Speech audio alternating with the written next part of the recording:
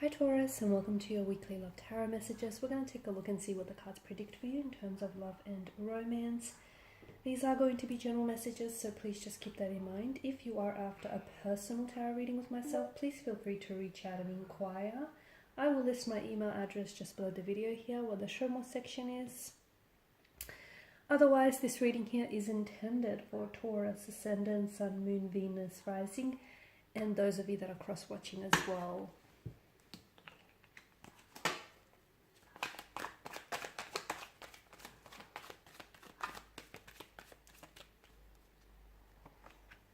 Okay.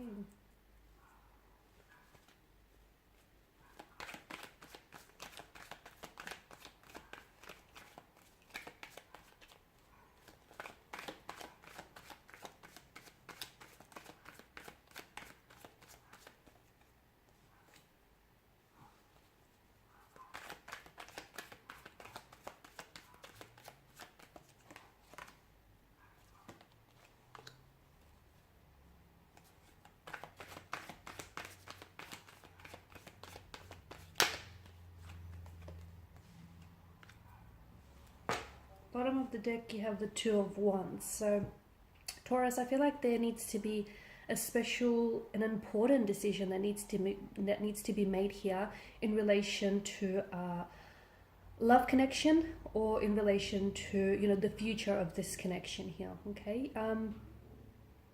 both the decisions I feel like have pros and cons, and either choice or decision that you'll end up committing to, just be mindful that you're also committing to the ramifications of that decision here. The Six of Swords below the Two of Wands here.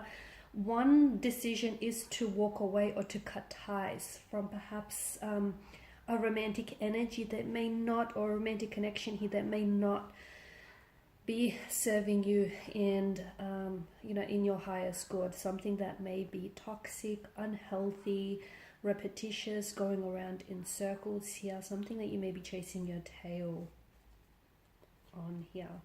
Okay, you've come up as the Seven of Pentacles here, the only pentacles in the suit here, and this is your energy. It's almost like you're waiting here. It is an energy of frustration here, so you may be getting frustrated with maybe the way that things are playing out here with regards to a romantic energy, a relationship, a romantic connection here.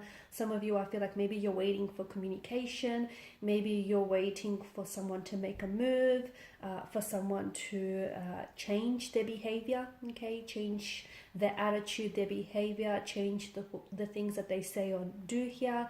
I feel like some of you are truly invested into this person and into this connection here, which is why I guess walking away from this connection hasn't been easy. If it was such an easy choice and such an easy decision, I'm sure that by now you would have made that. So Seven of Pentacles, you're definitely, it's this sense of you've invested so much of yourself and so much of your time and your energy into someone or something, and definitely you're not seeing the results here. Okay, you're not seeing the results. Maybe this person here is, they're filling you up with empty promises. They'll say that they change, or they'll say that they leave a third party for you. They'll say that they'll become a better person and they'll work on themselves, or they'll kick this addiction to the curb, or they'll improve on their behavior. So, and here you are, you're sticking it out and you're waiting for that time when suddenly everything will change here. The problem with waiting is that for some people or some things, you could possibly end up waiting forever, which is why it may be good to give yourself a time frame or a timeline, okay? A bit of an expiration date for whomever or whatever it is that you're waiting for, because I can see that this is unhealthy, and I can see that the longer that you stay in this type of a connection, it's draining you of your energy. Whether it's your physical, your emotional, your mental, your spiritual energy, it's obviously taking more away from your happiness than it is contributing, to this happiness. And I feel like I understand that, the devil brings in an energy with it that is very addictive, very consuming, obsessive, possessive as well. And I understand it's not just, a simple choice of walking away from something that feels so intoxicating and so consuming, but the longer you stay, much like Adam and Eve in the picture here, the longer that, you know, you begin to resemble, and you begin to resemble the devil itself,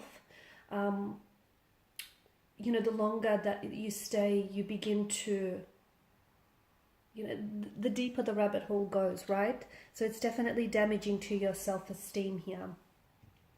I can see that there's a lot of fears, anxieties, and insecurities in this reading, okay? And maybe that's what's keeping you trapped, because both the cards to the side of the Seven of Pentacles to me indicates that someone feels like they have no clear way out. Someone feels like they're trapped or restricted by their set of circumstances. Someone, unfortunately, is allowing for maybe their insecurities, their flaws, their fears, their anxieties here to dictate their action, okay? And what's it doing is it's keeping them paralyzed. It's keeping them immobilized because they're scared to make a move.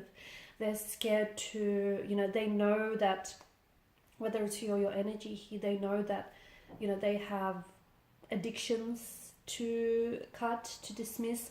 They know that, you know, they have to improve themselves. They have to do some inner work. They have to do some healing here. They have to confront some pain, some insecurities, okay? But this person is not ready. They're not ready to do it. So they may acknowledge it, okay? They may not necessarily be in denial about it, and I guess that's a good thing. But I feel like they're either too far gone, they're like in too deep here, or they just feel so helpless, okay? They just feel so helpless that they're allowing themselves to be consumed, you know? It's also a feeling of victimization as well. This person feels like things are happening to them rather than for them. Some of you may be in a third-party situation. You may be having a love affair here with someone who's already married or who's already committed. And despite you knowing that, you know, it's not the right thing to do, you can't pull away from this person. You know, you're drunk on their love, you're intoxicated, or, you know, vice versa here. I don't see anyone dropping the third party. I don't see, because I just feel like whether it's your energy or this person's energy, I just feel like they're immobilized here. I don't see any actions being taken, any big moves being made here, purely because this person is scared, okay? They're scared of, you know, stepping away from the life that they built up, even if their current set of circumstances aren't very comfortable and aren't very healthy. It's what they know. Even if it's painful or toxic, you know, those elements of pain and toxicity are essentially a sense of normality. Maybe this is someone who grew up in such an environment, but where pain, toxicity, you know, abuse, emotional, physical, mental, was always present. And to them, it's just sort of been embedded here, okay? They're sort of just being conditioned to accept that as a sense of normalcy. So this is the other reason why I feel like someone here is having such a hard time moving away from something which clearly needs to be, you know, broken. It's a sense of powerless. It's a sense of imprisonment.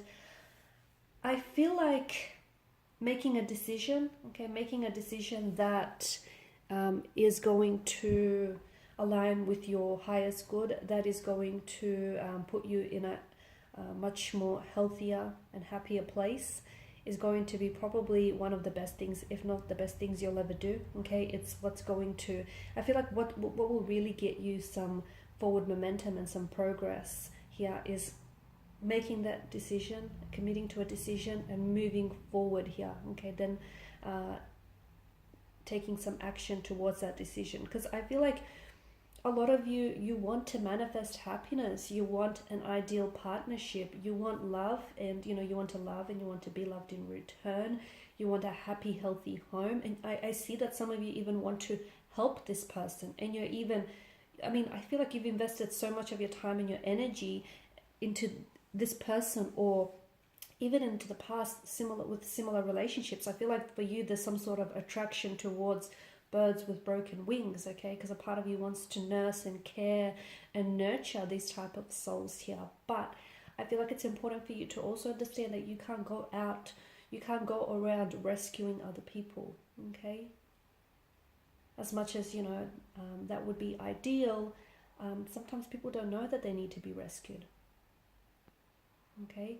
And at the end of the day, you know, who's rescuing you? So as much as you want to help this person, I feel like they need to help themselves first and foremost, and it's a journey that they'll have to undertake in solitude, okay? Alright guys, and these are your messages. So thank you as always for watching and listening. Please show your support by liking, sharing, subscribing. For those of you interested in a personal reading, please feel free to connect. Otherwise, bye for now.